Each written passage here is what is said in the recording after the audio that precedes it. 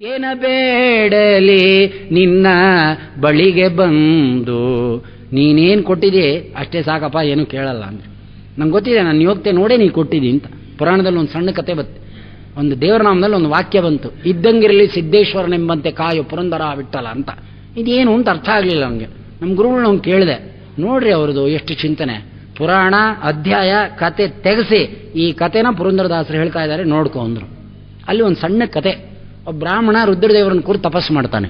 ನಮಗೆ ಚೆನ್ನಾಗಿ ಆಪ್ನೆಸ್ ಆಗುತ್ತಾದ್ರಿಂದ ಈ ಕತೆ ಹೇಳ್ತಾ ಇದ್ದೀನಿ, ಸಾಂಗತ್ಯನ. ಅಂದರೆ ಒಬ್ಬ ಬ್ರಾಹ್ಮಣ ನಡ್ಕೊಳ್ತಕ್ಕಂಥ ಯೋಗ್ಯತೆಯ ರಹಸ್ಯವೇ ನಮಗೆ ಅರ್ಥ ಆಗಲ್ಲ ಅನ್ನಬೇಕಾದ್ರೆ ಪಾಂಡವರ ರಹಸ್ಯ ನಮ್ಗೆ ಏನು ಅರ್ಥ ಆಗುತ್ತೆ ಅಂತ ತಿಳ್ಕೊ ಇಷ್ಟು ದೊಡ್ಡವರು ಅಂತ ಅಷ್ಟೇನೆ. ಆ ಬ್ರಾಹ್ಮಣ ರುದ್ರದೇವನ ಕುರಿತು ತಪಸ್ಸು ಮಾಡಿದ. ರುದ್ರದೇವರು ಪ್ರತ್ಯಕ್ಷರಾದರು. ಏನು ಬೇಕು ವರ ಅಂತ ಕೇಳಿದರು. ಸ್ವಾಮಿ, ನೀವೇನು ಕೊಡ್ತೀರೋ ಅದು ಬೇಡ, ನಾನು ಏನು ಕೇಳ್ಕೊತೀನೋ ಸ್ವಲ್ಪ ಕಾಲಾವಕಾಶ ಕೊಡಬೇಕು ಅಂತ.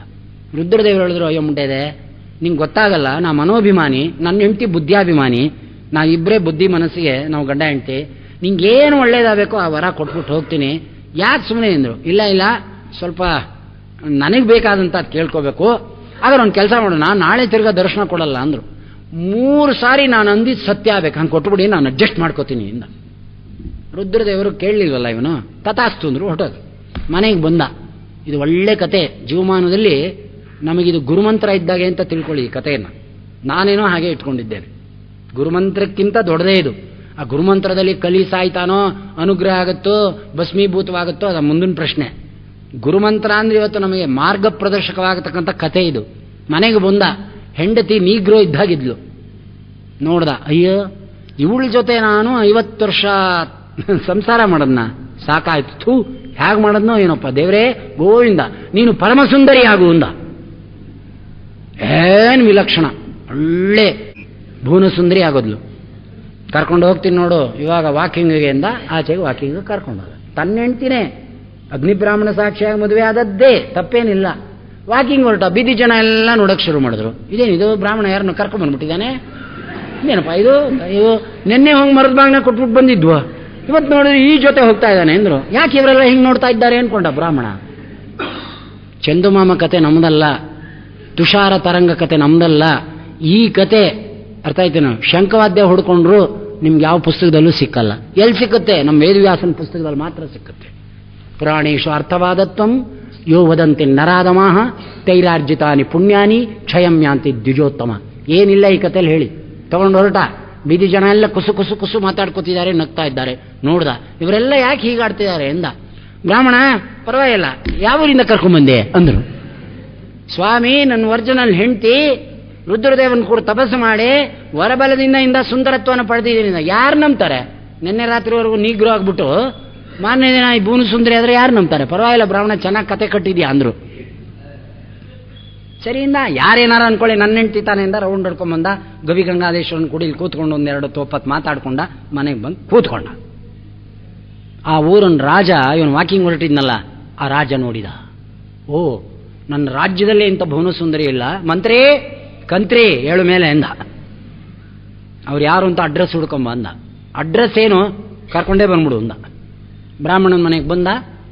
ನೋಡ್ದ ಬ್ರಾಹ್ಮಣ, ಏನು ಅಂದ, ತಮ್ಮ ಮನೆಯವ್ರನ್ನ ರಾಜ ಬಯಸ್ತಾ ಇದ್ದಾನೆ, ಆಸ್ಥಾನಕ್ಕೆ ಕರ್ಕೊಂಡು ಹೋಗಬೇಕು ಶಯಾಗ್ರಹಕ್ಕೆ ಅಂದ. ಅಂದ ಬ್ರಾಹ್ಮಣ, ಜಾಸ್ತಿ ಮಾತಾಡಿದ್ರೆ ತೆಗೆದು ಬಿಡ್ತೀನಿ ತಲೆನ ಅಂದ. ಅರ್ಥ ಆಯ್ತಾ? ಎಲ್ಲಿ ನೀನು ಕೈ ಸೇದ ಅಂತ ತಪಸ್ಸಾಕ್ಲಿ ನೋಡೋಣ, ಶಾಪ ಅನ್ಲಿಲ್ಲ. ಆಯ್ತು, ಆಗ ಬ್ರಾಹ್ಮಣ ಅಂದ, ಮಗನೇ ನನ್ನ ಹೆಂಡ್ತೀನಿ ರಾಜ ಕರೆದ್ನ, ಸಂತೋಷ, ಕರ್ಕೊಂಡು ಹೋಗುಂದ. ಕರ್ಕೊಂಡು ಹೊರಟೋದ್ರು, ಪಲ್ಲಕ್ಕಿಲಿ ಕೂಡಿಸ್ಕೊಂಡು. ಶಯಾಗ್ರಹದಲ್ಲಿ ಇದ್ದಾನೆ ರಾಜಂಗೆ ಅಲ್ವೇ. ನೇನು ಶಯಾಗ್ರಹದಲ್ಲಿ ಉತ್ಸವ ಪ್ರಾರಂಭವಾಗಬೇಕು ಅಂದ. ಬ್ರಾಹ್ಮಣ ಯೋಚನೆ ಮಾಡಿದ, ಇಷ್ಟೊತ್ತಿಗೆ ಶಯಾಗ್ರಹ ಪ್ರವೇಶ ಮಾಡಿರ್ತಾಳಲ್ವ, ಮಗನೇ ಏನು ಅನ್ಕೊಂಡು ಬ್ರಾಹ್ಮಣ ಅಂದ್ರೆ ಅಂದ. ನನ್ನ ಹೆಂಡ್ತಿ ಕತ್ತೆ ಆಗಲಿ ಇಂದ. ಕತೆ ಜಾಡ್ಸ್ನಾ ಕೊಡದ್ಲು ರಾಜಂಗೆ.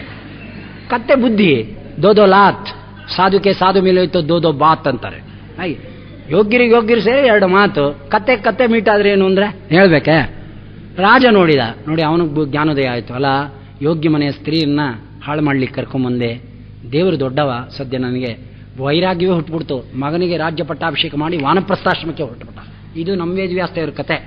ಎಲ್ಲೋ ನಡೆದಿದ್ದು ಎಲ್ಲೋ ವಾನಪ್ರಸ್ಥಾಶ್ರಮದ ವೈರಾಗ್ಯಕ್ಕೆ ಕಾರಣವಾಯ್ತು. ಸೀದಾ ಪಲ್ಲಕ್ಕಿಲಿ ಈ ಕಥೆಯನ್ನು ಕುಡಿಸ್ತಾ. ಬ್ರಾಹ್ಮಣ ಹೆಂಡತಿ ಅಲ್ವಾ ಇದು, ಕತ್ತೆ ಅನ್ಬಿಟ್ರೆ ಇದೇನು ಅಗಸನ ಮನೆ ಕತ್ತೇನೆ.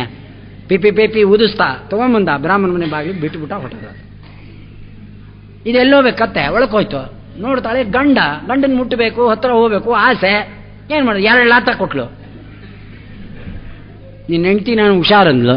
ನೋಡಿದ ಬ್ರಾಹ್ಮಣ, ಅಲ್ಲ ರುದ್ರದೇವರು ಹೇಳಿದರು, ಬೇಡ ಕಣೋ ಬ್ರಾಹ್ಮಣ, ನಿಂಗೆ ಅನುಕೂಲವಾಗಿ ಹಂಗೆ ಮಾಡಿಕೊಡ್ತೀನಿ ಅಂತ ಕೇಳಲಿಲ್ಲ ಅಲ್ವಾ. ಬ್ರಾಹ್ಮಣರ ಹಣೆ ಬರವೇ ಇಷ್ಟು ಅಂತ ಕಾಣುತ್ತೆ ಕಲಿಯುಗದಲ್ಲಿ.